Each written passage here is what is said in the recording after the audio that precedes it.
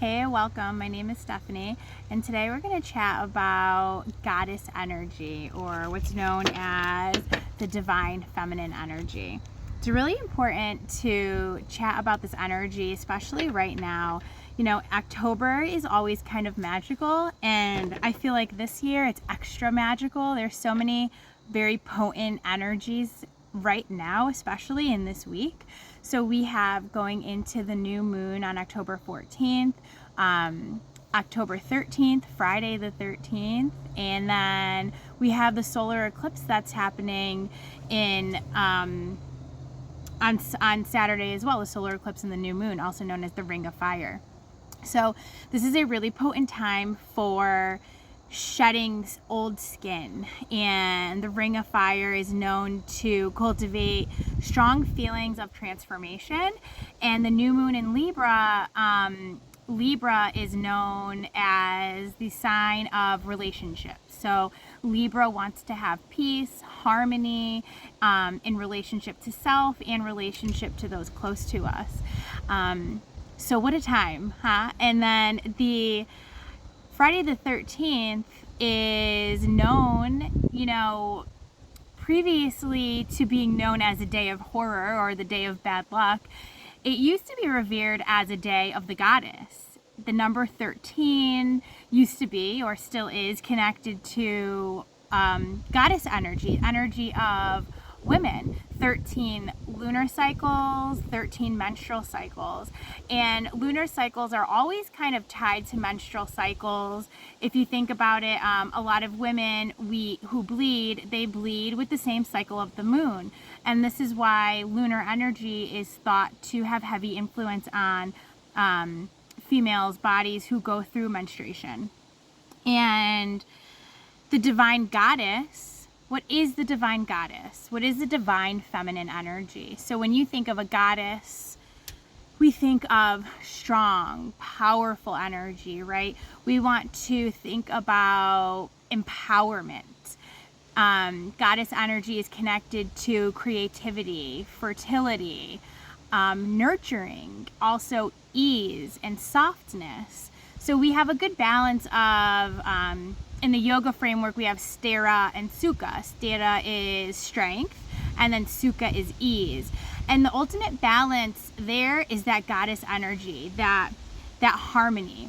And this can be balanced, Sthira and Sukha, between feminine and masculine energies. And both of these energies always are within us. These dwell within us, whether you are a male or female or identifying as, these energies are in each and every person. We have the ability to tap into our healing powers. We have the ability to be nurturing. We have the ability to be strong. When we are extra masculine, or we have this extra masculine energy, we might have a really high level of dominance or aggression. And when we have a high level of feminine energy, we might feel disempowered. We might feel too soft, like we can't do anything, right? So we want to find a balance. And there's a few ways that you can tap into this energy. You can invite in this goddess energy. You can put on some clothing that makes you feel confident. You can get outside. And I feel like I always say this might be my answer for everything. Get outside, because why not? Mama Nature is incredible, and being outside, being in stillness, surrounded by beauty, and there's just a quality about the earth that you can't get anywhere else. So getting outside is the number one way to tap into that inner goddess, embody that divine energy. And then wearing an article of clothing that makes you feel confident, dancing, ecstatic dancing, free flow movement, doing a powerful yoga practice can really bring out that feeling of empowerment, but also slowing down and finding a slow yoga practice. There's so many ways that we can explore balance, and it's really about staying open and staying connected to the energy that we're looking for. So divine energy is also about being in touch with your intuition. It's also about a level of self-awareness a level of consciousness, higher consciousness, tapping into what you need, honoring what you need, and being able to communicate that and move forward effectively, easily, but also with a strong will. So, those are a few of the energies right now. And the transformation energy with the Ring of Fire, time to shed old skin, break old patterns. And I love these energies for moving through hardships, moving through life experiences, because life, day-to-day life is pretty stressful, and we live life on life's terms sometimes. So we need to dig in to find that strength, that stability to be able to navigate those waters. And doing so, we naturally go through transformations. We naturally shed the old to bring in the new. And this is a great time, very potent time for doing so. And in addition to transformation, and like I was saying, the Libra energy is really highly focused on relationships, relationship to self, bringing in level of peace and harmony and balance.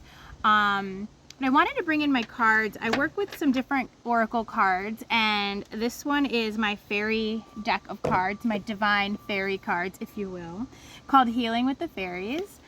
And I just wanted to ask, how can we connect to this divine feminine power? What might need healing? What might we need to do to open up to this power? Sometimes we go through things, we have these experiences in life, and we don't want to be opened. We don't want to be nurturing. We don't want to be easeful. We want to stay strong, and we want to block people and things out, right? But in order to transform and in order to unlock that goddess, we have to be able to unlock that piece of us that's able to stay open to those things. So let's see what the fairies have to say for us. So if you want to, please take a moment, close your eyes down with me. Let's pull this back a little bit so you can see a little bit more. Let's close our eyes down. Take a deep breath in and a deep breath out. And one more deep breath in and deep breath out.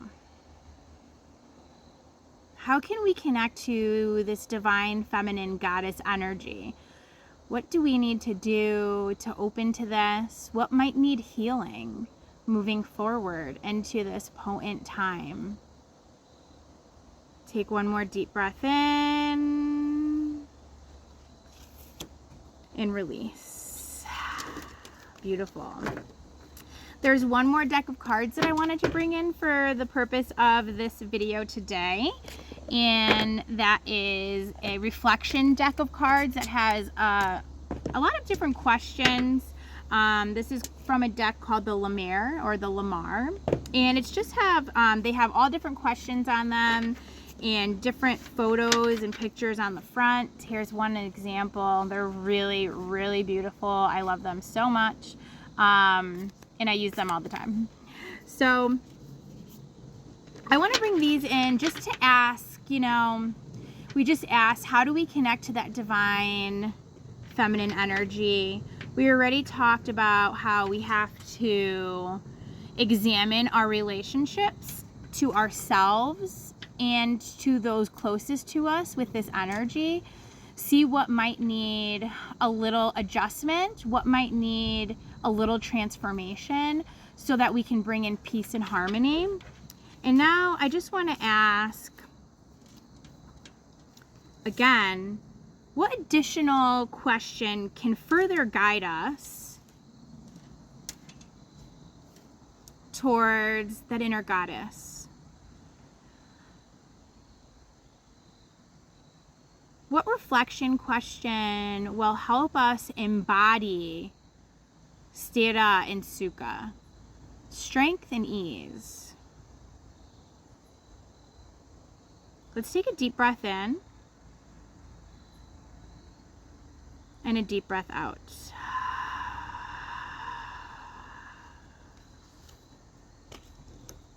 We'll take one more deep breath in and deep breath out.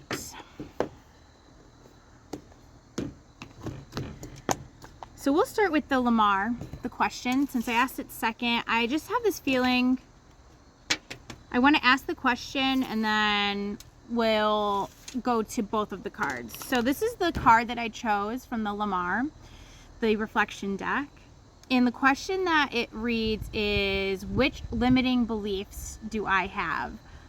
And remember, we asked what reflection will further guide us towards embodying the goddess, finding that balance between sthira and sukha, ease or strength and ease. What will help us unlock that goddess energy?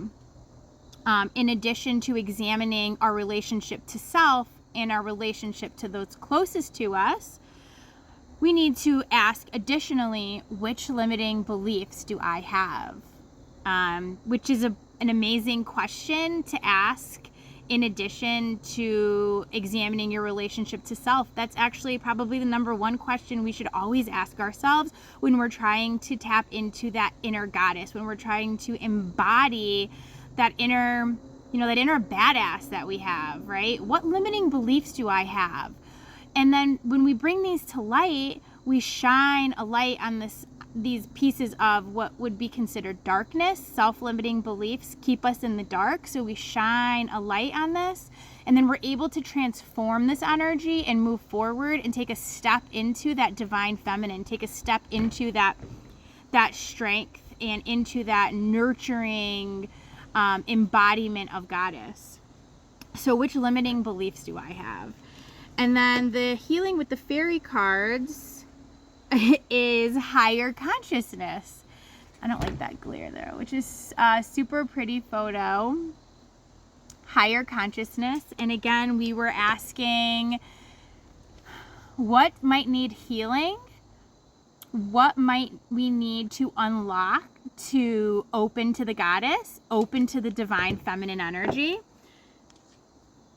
Releasing self-limiting beliefs to open to higher consciousness. And if you recall earlier, I was talking about embodying, embracing the divine feminine means reaching a level of self-awareness, reaching a level of consciousness within yourself, where you have this understanding of who you are, what you need, and you honor that. So that's pretty incredible. Thank you, divine feminine fairies. I'm just going to open up the meaning for that because I don't know exactly off the top of my head. So it says, you are receiving guidance from your true self, your higher consciousness, which is one with the divine universal wisdom. You are listening to love rather than fear. And this tells me we need to move away from those self-limiting beliefs, listening to love and moving away from fear, stepping towards that transformation, right? This card is a validation that your recent feelings, thoughts, dreams, and aspirations are coming from spirit. You have been asking for divine guidance, and your higher self has answered your prayers. Your spiritual path has helped you hear this voice because you've taken the time to listen. Perhaps you've begun a meditation or yoga practice, and this has helped you quiet your mind. Or maybe you've put your foot down to the universe and have decided to improve your life. That transformation, right? Whichever route you've taken is working very well. Now the fairies ask you to keep having conversations with your higher consciousness.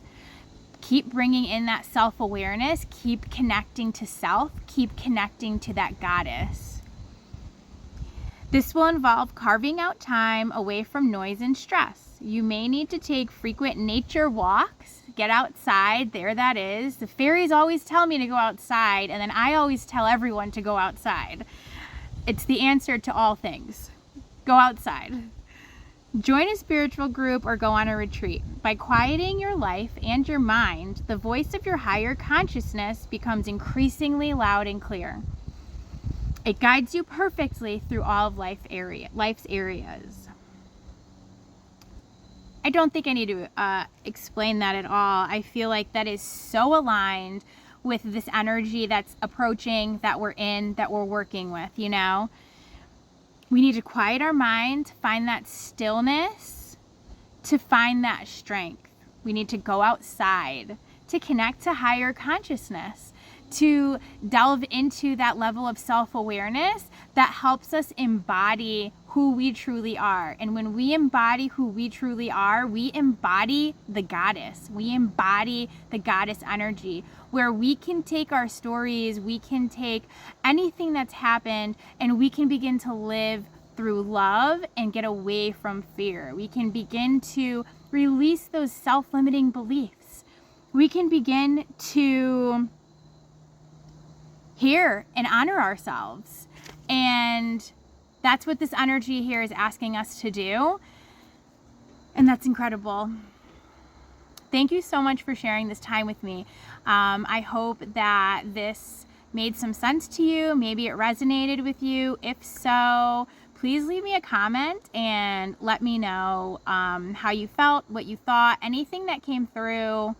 And I appreciate you so much. You are an amazing goddess. Get outside.